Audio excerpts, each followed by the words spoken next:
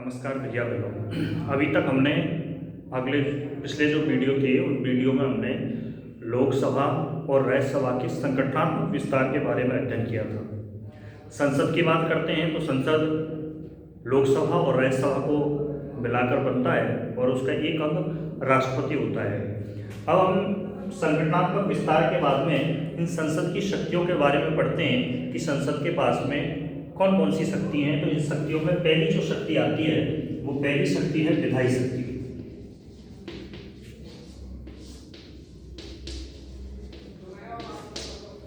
हमारे यहाँ संविधान का जब निर्माण हुआ तो उस समय भारतीय जो सत्ता का वितरण किया गया था वो राज्य सरकारों और केंद्र सरकारों में विभाजित किया गया था। तो उसी के आधार पर संविधान में कानून बनाने पर भी 3 प्रकार की सूचियों का निर्माण किया गया था। पहली सूची थी संघ सूची, दूसरी सूची थी राज्य सूची और तीसरी सूची थी समवर्ती सूची। इस संघ सूची पर और दूसरी थी राज्य सूची और समवर्ती सूची। जिस समय कानून बने, जिस समय संविधान का निर्माण हुआ था उस समय 97 विषय थे, इसमें 57 विषय थे। वर्तमान में इनमें 100 विषय हैं और इसमें लगभग 92 विषय के आसपास आते हैं। अब ये संघ सूची और राज्य सूची पर, संघ सूची पर जो कानून बनाएगा वो केंद्र सरकार अर्थात भारतीय संसद बनाएगी, राज्य सूची पर राज्य सरकार कानून बनाएगी और समवर्ती सूची पर राज्य सरकार यानी राज्य विधानमंडल और केंद्र सरकार अर्थात भारत की संसद वो दोनों ही कानून बना सकती हैं। अब इसमें सोचने वाली बात यह है कि समवर्ती सूची का कोई ऐसा विषय है जिस पर दोनों सरकारें कानून बना सकती हैं, संसद भी बना सकती है और राज्य विधानमंडल भी बना सकता है। तो दोनों स्थिति में यदि एक ही विषय को लेकर दोनों सरकारों के बीच में टकराव उत्पन्न हो जाए, मतभेद की स्थिति उत्पन्न हो जाए, तो ऐसी स्थिति में संघ यानी संसद के द्वारा बनाया हुआ कानून ही मान्य होगा।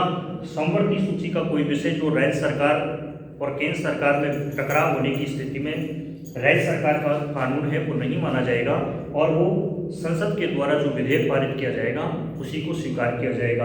इन 3 सूचियों के अलावा, क्योंकि उस समय तो संविधान का निर्माण हुआ था तो उन विषयों को विभाजित कर दिया था, इन 3 सूचियों के अलावा नए नए विषयों पर जो कानून बनाने का काम किया जाएगा उसको हम कहते हैं अवशिष्ट विषय। उन अवशिष्ट विषयों पर केवल संसद के द्वारा ही कानूनों का निर्माण किया जा सकता है, अर्थात संघीय कार्यपालिका है वही कानून का निर्माण कर सकती है। राज्य विधानमंडलों के पास में किसी प्रकार का कोई अधिकार नहीं होता है। इसके बाद इसकी दूसरी जो शक्ति होती है वो होती है संविधान संशोधन।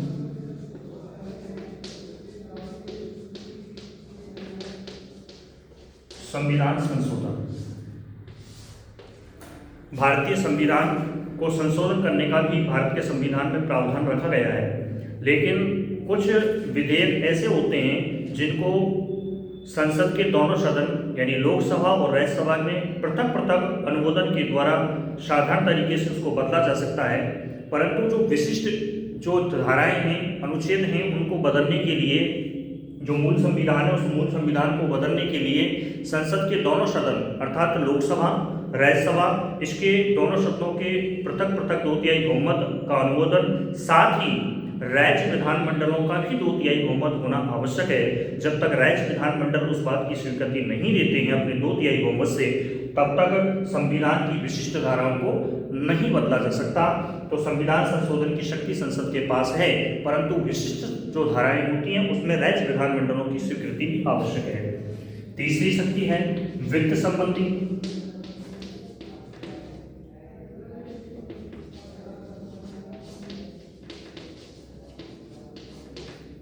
संसद के पास प्रति वर्ष एक वित्त वर्ष के दौरान, वित्त वर्ष कहते हैं 1 अप्रैल से 31 मार्च का जो समय होता है उसको वित्त वर्ष के नाम से जाना जाता है। इस वित्त वर्ष में संसद यानी संघीय कार्यपालिका प्रतिवर्ष संसद के सामने बजट पेश करने का काम करती है। बजट कहते हैं एक वित्त वर्ष के दौरान संघीय कार्यपालिका अर्थात सरकार के द्वारा आय और व्यय का जो पूर्व अनुमान लगाया जाता है उसको संसद के पटल पर रखा जाता है और संसद के द्वारा ही उसको स्वीकृति दी जाती है किसी भी विधेयक को, वित्त विधेयक को, कि इसको कितने स्तर पर लागू करना है। और ये सारा वित्त संबंधी जो शक्ति हैं वो संसद के पास में होती है।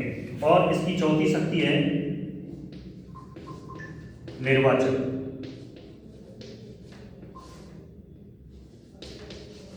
इस निर्वाचन शक्ति में दो अनुच्छेद हैं, एक अनुच्छेद 54 और एक अनुच्छेद 66।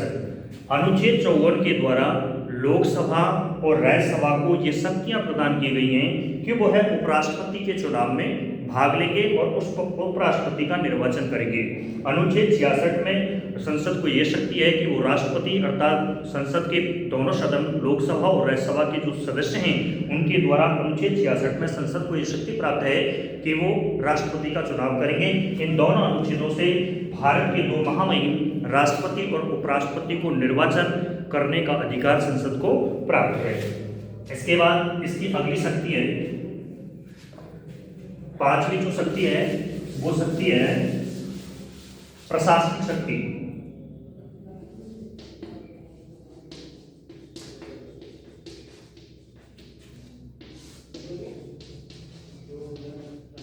इस प्रशासनिक शक्ति का मतलब होता है संसद में संघीय कार्यपालिका अर्थात मंत्रिपरिषद सामूहिक रूप से लोकसभा के प्रति सामूहिक रूप से संसद के प्रति अर्थात लोकसभा के प्रति पूर्ण रूप से उत्तरदायी होती है, जवाबदेही होती है और संसद के द्वारा संघीय कार्यपालिका अर्थात मंत्रिपरिषद को नियंत्रण करने का कार्य किया जाता है। वो विभिन्न प्रकार के ऐसे प्रस्ताव लाती है संसद में जिससे संघीय कार्यपालिका है उस पर अंकुश लगाने का कार्य है वो किया जा सके।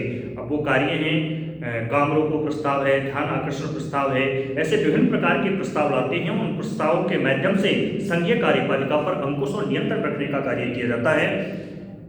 इसलिए जो प्रशासनिक शक्ति है उसमें संसद है वो संघीय कार्यपालिका है वो संसद के प्रति पूर्ण रूप से जवाबदेही और उत्तरदायी होती है। ये जो 5 शक्तियां हमने पढ़ी हैं ये साधारण शक्ति हैं, संसद अपने स्तर पर कार्य करती है। इसके अलावा संसद के पास में 2 शक्तियां और होती हैं जो विशेष रूप से उनको दी जाती है, अर्थात देश के राष्ट्रपति, उपराष्ट्रपति और सर्वोच्च न्यायालय के न्यायाधीशों के खिलाफ संसद के पास ये शक्ति होती है कि वो यदि वो अपने पद का दुरुपयोग कर रहे हैं तो उनको अपने पद से पदच्युत करने का अधिकार है, अर्थात महाभियोग लाकर वो उनको अपने पद से हटाया जा सकता है। वो हटाने के लिए संसद के दोनों सदन में बारी बारी से दोनों सदनों में 2/3 बहुमत से पृथक पृथक अनुमोदन कराना आवश्यक है। उसके बाद में राष्ट्रपति, उपराष्ट्रपति, सुप्रीम कोर्ट के जो न्यायाधीश होते हैं उनको अपने पद से पदच्युत किया जा सकता है। एक और विशेष शक्ति होती है जब हमारे देश में ऐसी परिस्थितियां बनती हैं कि किसी राज्य विशेष में आपातकाल की राष्ट्रपति के द्वारा आपातकाल की घोषणा की जाती है, राष्ट्रपति शासन लागू किया जाता है, तो ऐसी स्थिति में संसद के दोनों